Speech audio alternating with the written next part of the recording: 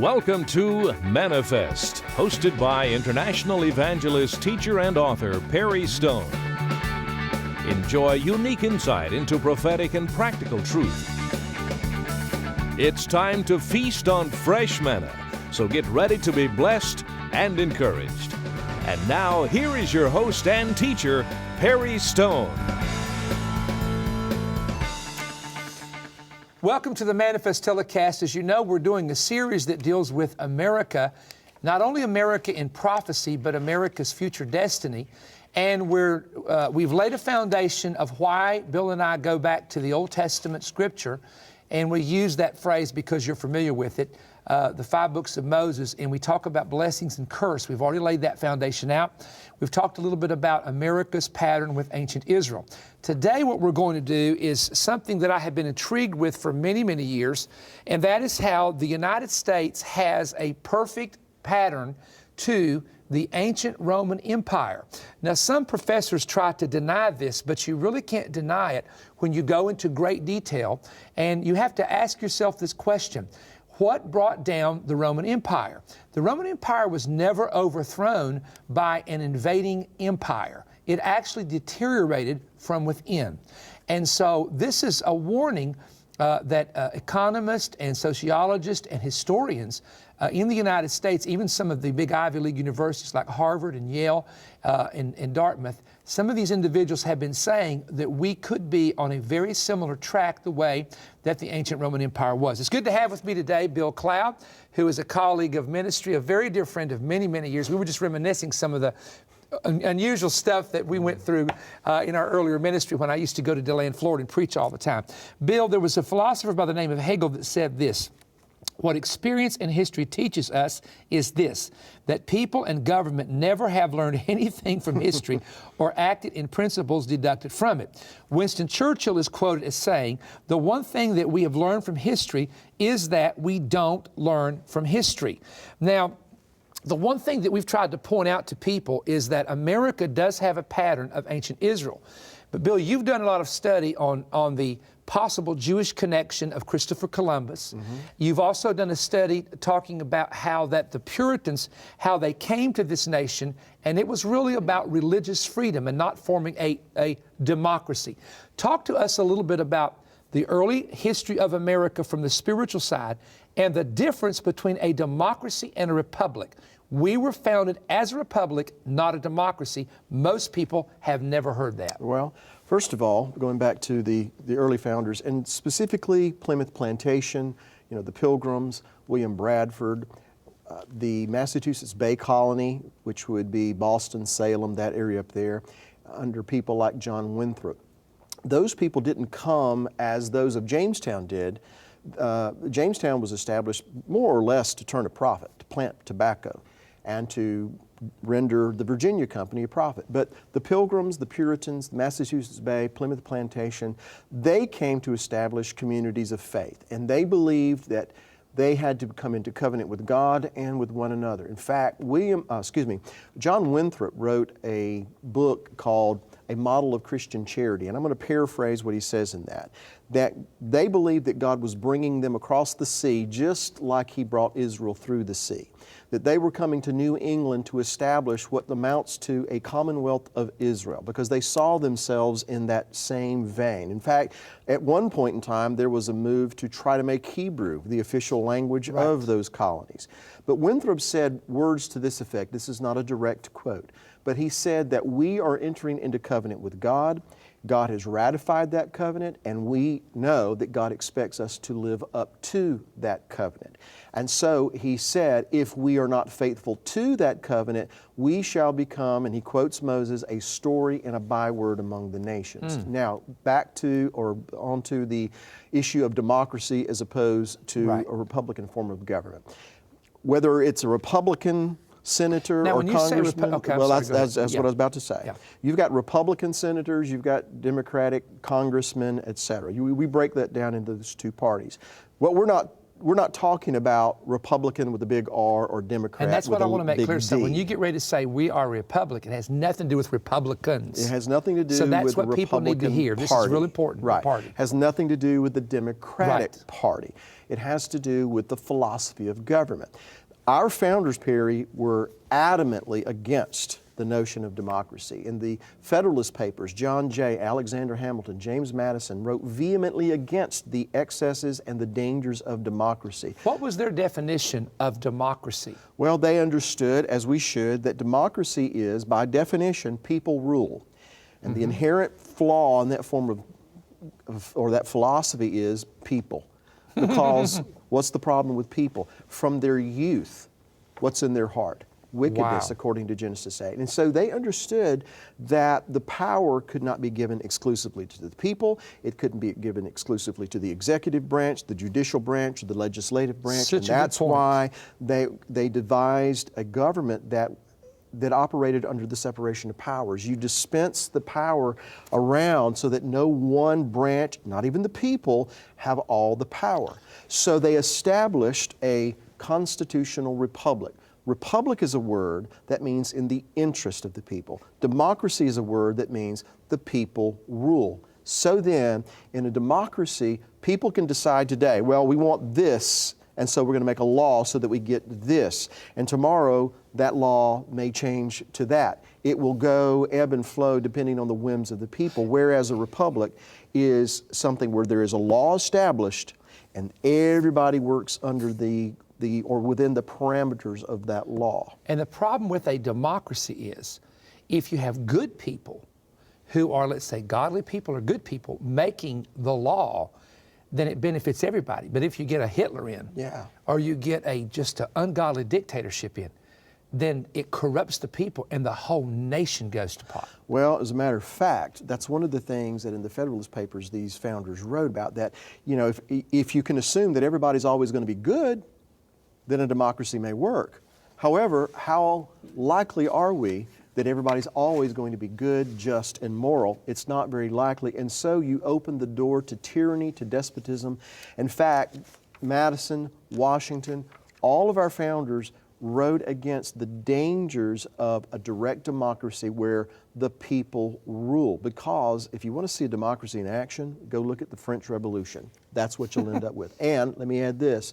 I know you want to get into some other things here. George Washington, and I'm going to paraphrase what he said. I have the quote somewhere, but I'll just paraphrase. He said that America would continue until Americans get to the place of thinking like Esau. That is, that, you know, I have this birthright, but what good is it to me? If you'll give me what I want, then I'll give you my birthright. And Washington equated the birthright in our context to our liberties and our freedoms. Wow. And so he said that America would continue until Americans want a bowl of soup or health care or a free cell phone, And feel or like this, they deserve it. or that, yeah, that they're We entitled to deserve this. We're this, entitled and to in this, right? exchange for that, I'll give you this, what they view to be a meaningless birthright, which is the liberties of a free man. Wow. And Washington warned 200 years ago My. when that happens, that America has set itself up for a tyrant, a despot, and a king. That is incredible. Well, let me talk to you for a moment about this. The United States started out as a colony under England and Britain, 13 colonies. It then established itself as a union of states. It then went into a republic. It went then into a major world nation among nations. And I believe America, and it probably happened at the time when we got a hold of the atomic bomb, that's when we became an empire. And here are what I call 5 signs of an empire. Number 1, if you are an empire, you must lead the world economically. You are the superpower economically. We've been there. Number 2, you must have the greatest military in the earth. We've been there. Your language must be the main language spoken throughout the earth. And English is spoken just about everywhere. There's taxi drivers in India or Indonesia, you know, they can speak English. So English is a universal language. Number 4, you must lead the world in decisions, meaning the world basically follows your decision making. And number 5, you must be able to control peace and war cycles, which absolutely America has done. So I believe America is an empire. And I'm not going to try to put the date on when did we move from just a republic to, quote unquote, a democracy, as it's called, to the empire status. But I will say this. America has amazing patterns similar to the ancient Roman Empire. And I want to go over this list, and you could, Bill, if you know any more you want to add, you feel free to do that. Okay. All right. First of all, both Rome and America were leading superpowers. Both had the eagle as an emblem. Both had a senate. And I say had, speaking of Rome in the past instead of has. So you'll see past tense on a lot of these statements. Both had a Capitol Hill. Both used the military to keep the peace. Both occupied the Middle East. This is important. Both allowed the killing of infants. Both were preoccupied with their wealth. Both raised taxes and used taxes to pay for government jobs. Both began a welfare system. In fact, Rome's dole system eventually helped collapse the empire economically. Both used stadiums for sporting events. Both saluted the flag. Both sang a national anthem. And Bill, I know you've studied this as well. I mean, there are probably 20 to 25 parallels that you and I've talked about, up to how Rome had slaves, but there was a slavery element broken in Rome. It just goes on and on. Our architecture is Roman Greek architecture in Washington, D.C. It goes on and on. We really are like a continuation. We are the modern continuation of what was one time the Imperial Roman Empire. One emperor, we have one president. And the way that it just goes on and on, it's incredible. Well, something that we said in previous programs was that America's a melting pot. And so it's an eclectic society with all these different views and perspectives. But one of them that is very prevalent, in kind of ironically, in tandem with our fascination with Israel of old, was our fascination with Rome.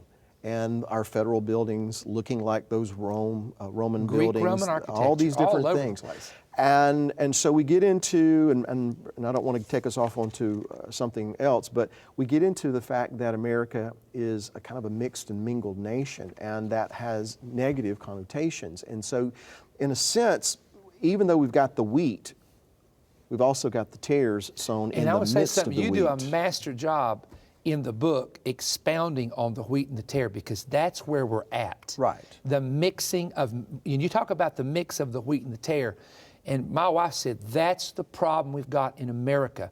We are mingling truth with that which is not true, and ignorance with knowledge. That's right. And so when you've got this, ultimately there's going to come a point in time when both begin to produce their fruit, just like the parable tells us. That's so powerful. And so now we're at that place, and this is what I believe, and I believe this is what you're saying. We're at that place where we're seeing that other seed, if we want to call it Rome, if we want to call it Babylon, Egypt, what have you, it's beginning to bear its fruit, and it's in direct conflict with that other seed, which is that association with the patterns of Israel and the Word of God and the covenant and the instructions that God gave to His people. It's in direct conflict.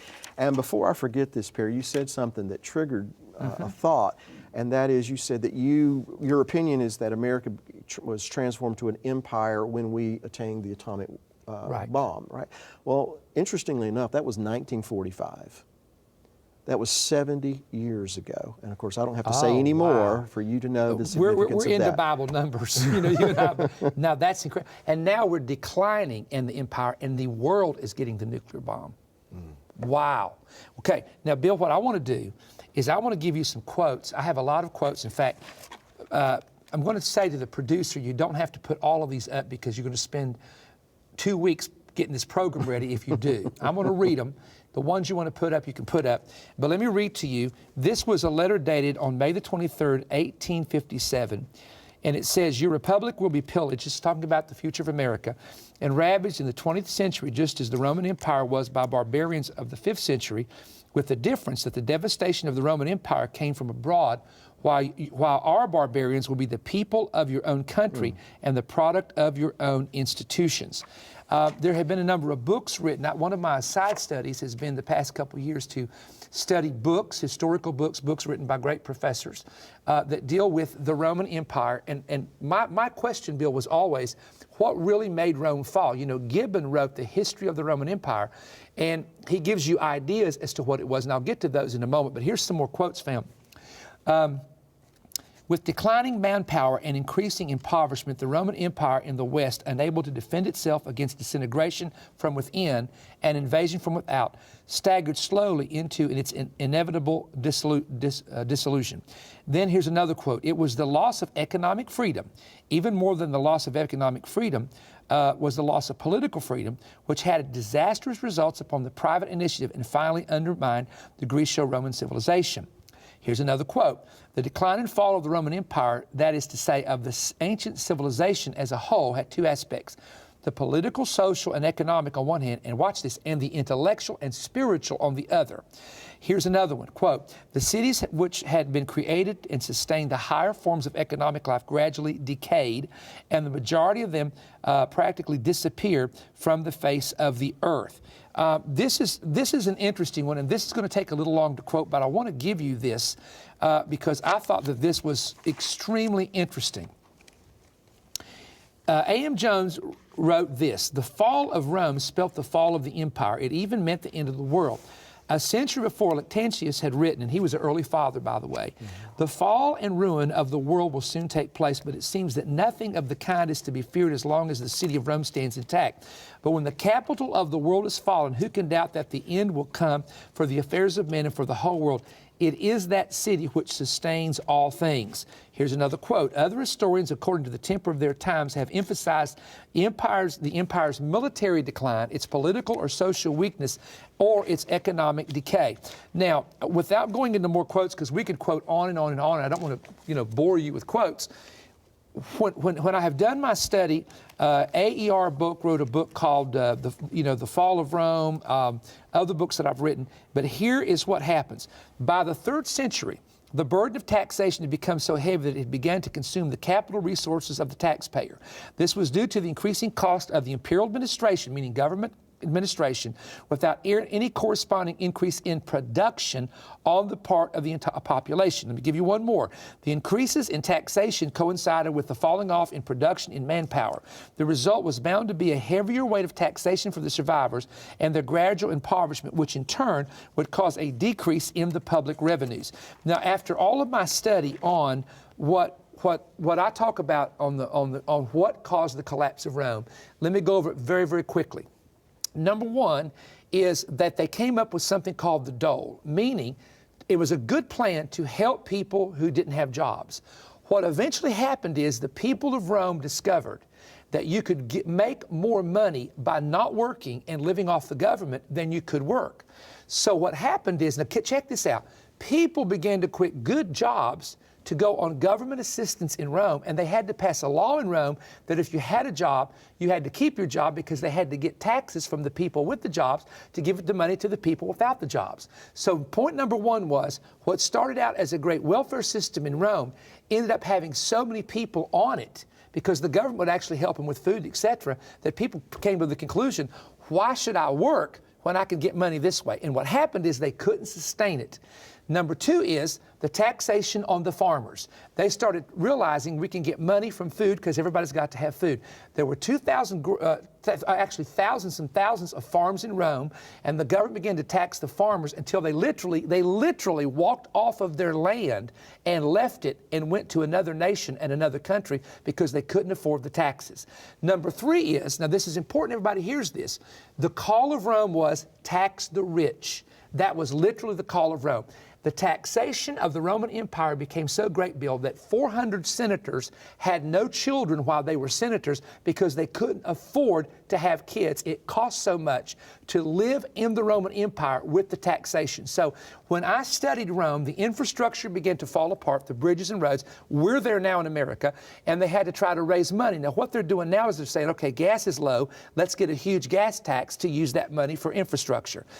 The situation was in Rome, the bridges all began to get old, the roads began to get old. They were all over the empire. The military was trying to keep the peace in all these nations. So the military, and this is what concerns me about, the military is so disheartened now with things that have happened, decisions that have been made, the cutbacks, that is a picture of Rome, because when the military became discouraged, the empire started having serious problems with the barbarians on the outside and keeping the peace. I'm telling you that the bottom line to Rome was that they needed more government money to help people who weren't working, and they taxed the people who had it, out of oblivion. The middle class was destroyed. What you ended up with Rome was the aristocratic, very wealthy, or the extreme poor. There was no middle class. We are being warned right now that the middle class in America is being squeezed by the taxation and by let me just say this, and I'm not going to be anti-health care or anything here, but when the new health care law kicked in, we pay full health care for all of our full-time workers. My health care went up $60,000 a year. No, that's not what I'm paying. It went up on my full-time workers a total of $60,000 in 1 year, all right? Now, how can people afford to live when you are an independent person and you're trying to get health care and, you know, you don't qualify for these benefits, and you've got to pay, and you're not only paying for you, but you're paying for other people. Now, again, I'm not trying to make this is not a political thing with me. I'm saying to you, we are headed, Bill, in the direction of the ancient Roman Empire. I've studied this for 15 years. I'm getting more concerned about it. I got 50 seconds to close this out for us if you can. Well, if I could sum it up, it's just this. The political issues are a reflection of the spiritual issues. So good. The things that's true. happening is a reflection of what's happening in our churches, in our synagogues, in our homes. And so it's going to fit the patterns of history. And something else that comes to mind, Perry, is very simple, but it's so profound and it's so relevant, is that God teaches us the same thing over and over and over and over again. The same way we try to tell our children, how many times am I going to have to tell you this? So true. And so we go back and we look at history, we go, oh, that was interesting, but we never take the lesson away from it. And that's what we're doing right now. Because for some reason, it's like the guy that gets in the car and steals it and thinks he's going to get away, and there's 15 helicopters in the air. We just think, ain't going to happen to us. Ain't going to happen to me. And that is a terrible deception. That's right. Hey, thank you for joining me. Now look, Bill and I have done a book. It's brand new. It's not available in any bookstore anywhere. You can't walk in a bookstore and get it, only through the ministry or Bill's ministry. And I've got a CD I want to get to you, so stay tuned and be back with me. We've got some great announcements coming up.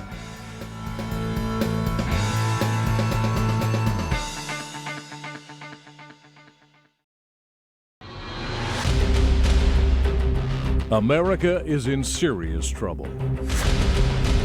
This nation has fallen to the same snares that entrapped great superpowers of the past.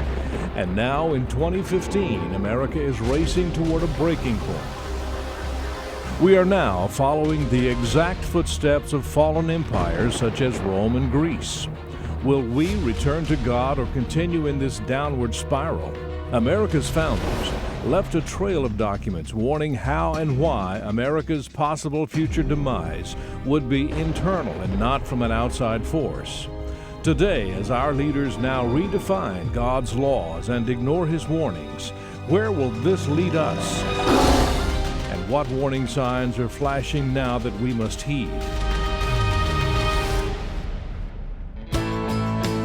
In this new prophetic book, America's Controversy with God's Covenant, Perry Stone and Bill Cloud combine their prophetic insight and pen this manifesto to America. A message every concerned American must read and respond to before the hedge is removed and spiritual darkness blankets the nation. Due to its content, this book will not be available in bookstores. This book is part of package offer ACC 115.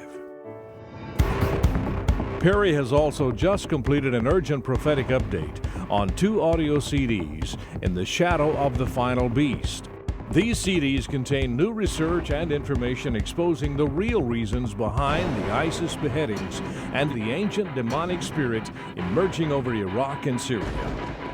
Perry unlocks the book of Daniel and John's apocalyptic prophecies with new insight he has never taught on Manifest. He reveals how the coming wars will not be geopolitical, but will be wars over religious ideology centering on the deity of Jesus Christ. This is a stunning expose every believer should hear. All indications point to the foundation being laid for the man called the Antichrist to arise from the Middle East and not from Europe, as many teachers have taught. The new book by Perry Stone and Bill Cloud, America's Controversy with God's Covenant, as well as Perry's 2 CD prophetic update, In the Shadow of the Final Beast, are now available by calling toll-free 1-888-21-BREAD. That's 1-888-212-7323. Or order online at perrystone.org. You may also send your donation of $30 or more to Perry Stone, Post Office Box 3595, Cleveland, Tennessee 37320. When you order, request offer ACC 115 and include your donation of $30 or more as your support of the Manifest broadcast. As always, thank you for watching Manifest with Perry Stone. We look forward to hearing from you today.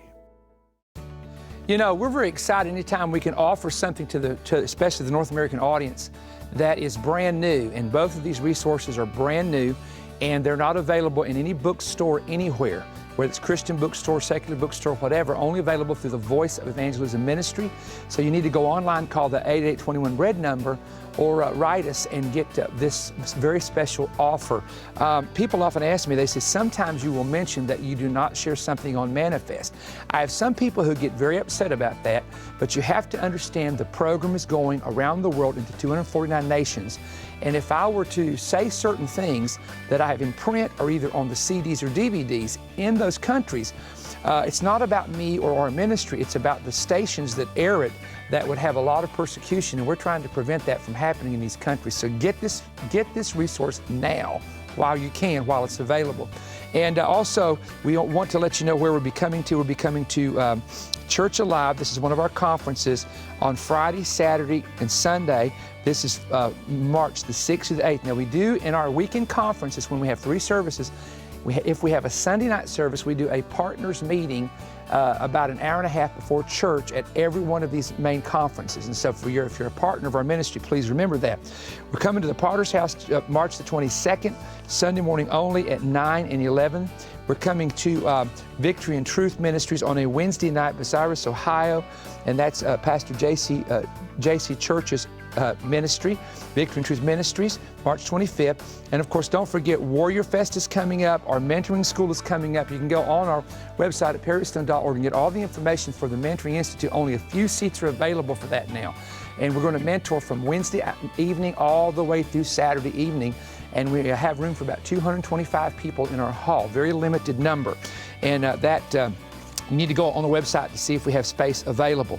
And please remember, the Prophetic Summit is coming up in April. This is Jonathan Kahn, myself, Bill Cloud, Donald Perkins, and others right here in Cleveland, Tennessee. Go to our website at perrystone.org for more information. We'll see you next week.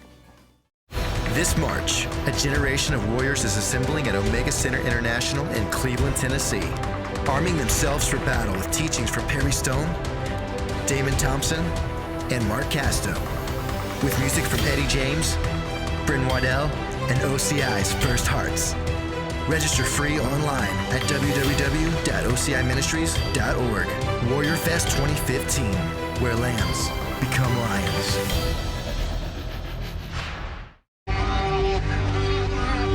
Make this your year to feel the history, taste the culture, experience the antiquity, walk where the modern touches the ancient. Sign up now to join Perry Stone November 23rd through December 2nd for an unforgettable tour of Israel. For more information, visit perrystone.org or call 1-888-321-3629. Make this your year for a trip of a lifetime. Now available in bookstores everywhere. Perry Stone's prophetic book, Deciphering End Time Prophetic Codes. Get your copy today.